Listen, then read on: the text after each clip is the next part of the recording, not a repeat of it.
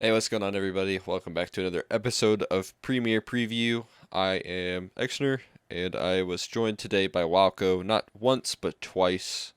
Before I get into that, I'm going to ask you all to make sure you smash that subscribe and like button. Really appreciate all the support I've been getting on the videos lately, but also, if you have not yet subscribed, make sure you do that. I've been posting cranking these videos out, so I really appreciate it if you could make sure to go in and subscribe to the channel. But with that being said, I'll talk a little bit about the interview beforehand. Same premise as always. Going to be running through last seasons, with RBG specifically, the last couple of seasons. Um, Also talking a little bit about the different struggles that they've gone through in playoffs and the off season, trying to get new players. We also cover a little bit about the ESEA changes. That's about it for this video. A little bit shorter, and the reason behind that is because we did 2 interviews, and Walco, he's an absolute champion, man. He not only did 1, but 2, because the audio on the first interview corrupted. So again, that's just like, as always, like I'll just say, like, even doing one interview with me is enough to make enough time out of your day to kind of like a little bit inconvenient. I don't know. I don't know how much work gets put in beforehand, but I do always appreciate the people that do interviews. And so Walco, huge shout out to him for not only doing 1 but 2 interviews after I messed up. But with that being said, we'll go ahead and get into the video. Again, shout out to Walco. Follow him on Twitter, link in the description. And I will see you with the next episode. It's going to be with Micro. Already got it recorded from Big Chillin'. So stay tuned, subscribe, and I will see you in the next one. Hello, everyone. Welcome back to another episode of Premier Preview. I am joined by RBG's Walco. How you doing today, man? Doing really good. How about you? I'm doing well. We're getting back on track. It's a little bit later than my usual recording time. Uh, but we'll just keep that on the down low for for this episode. We'll get into the conversation, into the questions, though. I really want to start off by talking about the roster of season 34 that you all had, or 35 last season. And for the past 5 seasons, you guys were going strong. But do you want to talk about how you guys were able to keep that 5-man roster together for so long? Yeah, I would say for the most part, we just had personalities that mesh really well. And we all really aspire to have the same philosophy of, longevity is always really, really important, and sticking together is always going to be more beneficial long term. And long term results are usually always more important. So that's always like our number one thing. We just kind of had the same mindset and wrote it out, and yeah, we had a good time. Yeah, perfect. And do you want to talk about how that having that roster together has kind of been able to build up a strong foundation for your first season in MDL? Because I know um, you're one of really the only teams. I believe Team One was another team. I'm not even sure if the Whalers were able to keep their full roster together for the full season. I think they had some troubles going into it, but you and Team One were the only teams that really didn't make any roster changes during the previous seasons of Premier. So how did that going into your first season affect your ability to kind of have a successful introductory season? Yeah, I think just us staying together like gave us a lot of confidence for the upcoming season. We knew that we had worked hard and played a lot and put a lot of time into it um, from the previous seasons, and we honestly thought we could have made and should have made MDL a bit sooner. Um, Yeah, but definitely. but obviously, first season getting the playoffs isn't bad. We still think we could have done better there as well, but yeah, just the hard work and time. Yeah. Um, and do you want to talk a little bit about your kind of rebuilding of the roster, because you lost a couple influential players, one of them being G-Man Chu, who switched to Valorant, and Pony as well. But first off, I want to focus on G-Man Chu because he was the IGL of the roster for a good while. So kind of trying to fill his shoes. I believe you're now taking that role over. So do you want to talk me through the process of kind of stepping into his place and becoming the new IGL for this team?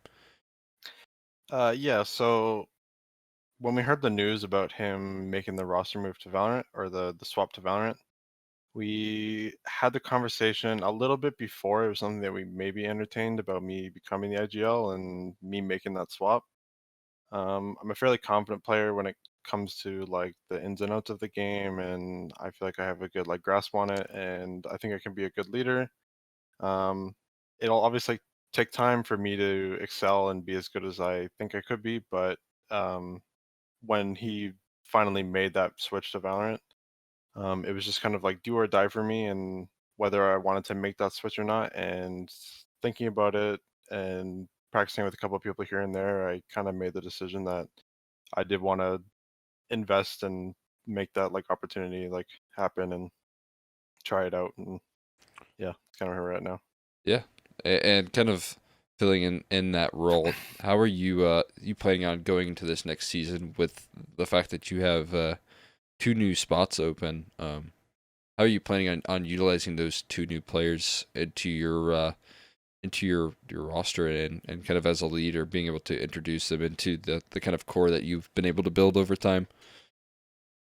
So the biggest thing for us and for me as a leader, that I really want to focus on and I think is highly underrated, and even though it's so simple, teams like always kind of forget about it, and some teams will go one direction where they'll think everything's too complicated, and one team will go just super loose. And the main thing to focus on that we are should be doing, and what I think a lot of teams should be doing as well, is just playing together, playing confident. Don't play to lose. You always want to play to win, and just making sure that you're making the most of all of your players and everybody's just yeah. As long as we're all on the same page, then it'll be a lot easier than if we're just doing crazy things all randomly. Yeah, yeah. Um, and now going into the next season a little bit, I kind of want to mention that you also had your coach being removed. I'm not sure what your plans are for next season getting a coach, but um, kind of having to fill in a couple of footsteps there as the IGL. Um, Alongside that, you've got a little bit of a more difficult task with the new best of three system that ESEA is putting in place for Premier. How do you plan on kind of utilizing the kind of expanded map pool in the season with the best of threes being a factor? Um, for BO3s, we are just taking it slow. Obviously, bringing in two new players, we're not going to just be able to import everything we had from the old team, and we're not going to be able to easily just put in all the strats and get used to everybody's habits and all these like little things that'll take time to play with. So number one thing is always just like picking your maps and selecting a map pool, and so we're just doing that right now and getting comfortable on the maps and getting all the basics down. And yeah, that's the main thing, is just getting our basics down so we're comfortable playing in any map, and we have the skill and we have the brain that we should be able to just play whatever map we want to pick up. I kind of want to follow up there because I kind of just thought of something to kind of continue asking a little bit down the rabbit hole of the new best of three format. With the new best of three format, do you see any changes with how people are practicing? Do you see like some teams are practicing more and more maps, or do you not really pay that close attention to something like that? I think with the new best of threes, you could see a small shift in practice schedules and stuff. Hmm. Um, I think for the most part, it might be the same. I think with the new BO3s and the changes the ECA made, you might just see more teams taking it more seriously. So that might encourage more teams practicing a bit more, and like well rounding themselves out and not just playing like Mirage or Dust 2 over and Yeah, over. Um, but I think for the most part, I think it'll just be a motivation factor and not so much a strategical factor, yeah, and that people will just try a bit harder. And yeah. okay. I mean, was it kind of the case beforehand when it was best of ones that teams were kind of focusing on a small map pool? I'm not 100% sure of how MDL bans work, but I'm pretty sure it's like you get 3 bans a team, and then you end up on the final map. Is that correct? Yeah. Okay, so like were there some teams that just had like 3 maps that they didn't practice, or was that not the case? I'm not 100% sure, but Yeah, I'm fairly certain most teams just avoid maps in general, and they're gonna yeah, play for the most part. Most teams will just play maps that like they can just default on every round, and they'll just okay, do whatever they want basically a lot of the time. yeah, that makes sense. But kind of going into a little bit more in depth of what the next season changes are, do you want to talk a little bit about ESEA's new adjustments into the 4 seasons rather than the 3? The increased prize pool, the cash cups, whatever your initial thoughts were when it first came out, your opinions on kind of its effects long term for the scene. Yeah, I think the changes when they first came out, I was very happy with them that they are implementing changes and that they do care. Um, Mm. I think these changes could have been made a bit harsher, such as maybe limiting the amount of teams that'll get moved up. I think that's one thing Tissitas had mentioned, and I think that's a really important change. But for the most part, I like a lot of the rest of them. BO3s is by far the best change. I Yeah, think BO3s are super I important. I agree. think BO1s a lot of time can be really ridiculous, and just the worst teams can always come out on top in certain aspects. And I think more money is good. I don't think the driving force should be money necessarily all the time, but I completely understand people need to make money. They need to make a living. They need to pay and survive, basically. So, uh, but yeah, I think pretty much all of the changes are very positive. Yeah, that's awesome. So I also kind of want to deep dive into the cash cups just a little bit as well because if I'm remembering correctly, you are one of the teams that was able to utilize the cash cups at the time because you were able to slot in Viz, who's had a really impressive, I believe last season was his first season in MDL, but who I had believe so. a, Yeah. I mean, just kind of skyrocketed, had so much success in MDL last season, and now obviously it didn't work out with you all. It didn't work out with Big Challenge, I believe, was one plan because obviously Triumph scooped him up. And I'm super happy to see that for him. But do you want to talk a little bit about how you were able to utilize the cash cups? Yeah, I think the cash cups are a really good way to get practice against varying opposition. I think it's good because unless you're gonna get like randomed in like a first or second round or something, for the most part you're going to make it through, and it's good practice because you don't have to worry about too many complicated things because you're gonna face this bit of low tier competition, and then you'll play a bit high tier if you make it further in, and it's just a good like way to test um, people out and have a good amount of maps for the most part, unless you're playing the same map over and over, but probably won't. And then yeah, Okay, yeah. So that's pretty much all I've got for you tonight. I do appreciate it for all of you wondering what we were mentioning earlier. Um, This is take number 2 yeah, of my interview with Walco. First one had some serious audio issues, so I really appreciate you not only coming not my on fault. the no, it was mine, 100% on me.